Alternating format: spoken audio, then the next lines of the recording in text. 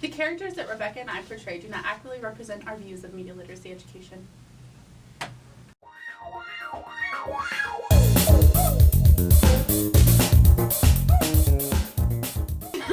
Today's topic is media literacy in education. Does it have a place in the classroom or not?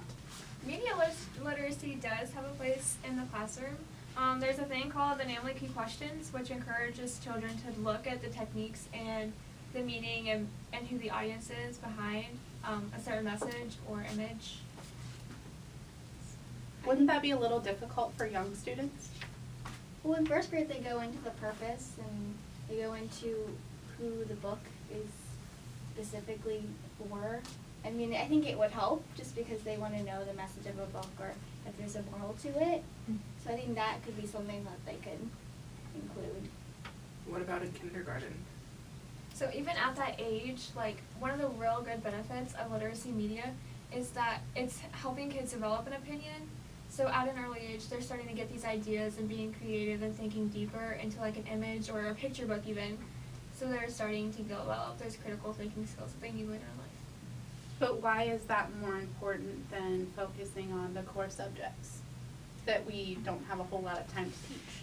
They are using those core subjects. So like even in math and science, they're looking at graphs or a set of data in math and science, and they can interpret more from that. So like looking, does this graph make sense the way it is? What is the creator of this graph trying to get me to see or do? I'm not convinced, Rebecca, are you? No, I have these blinders on. I just can't see. You need to talk more and tell me more.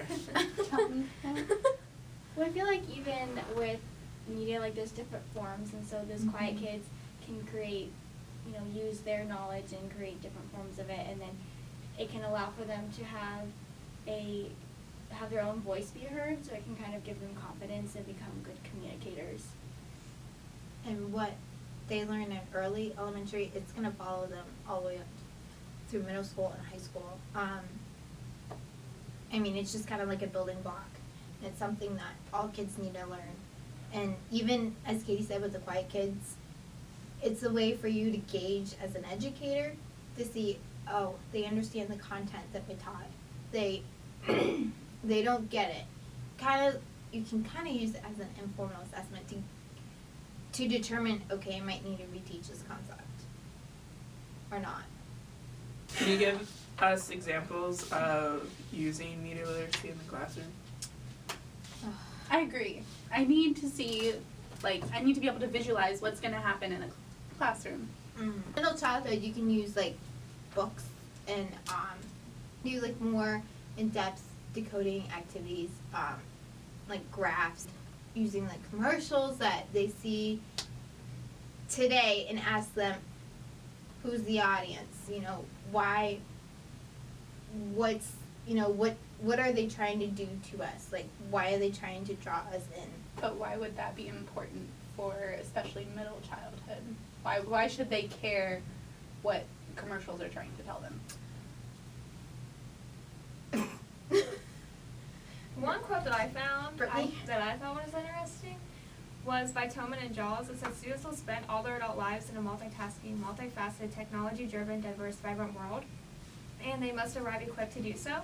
So media literacy, grounded as it is in an inquiry base, which is more hands-on, and developing those critical thinking skills.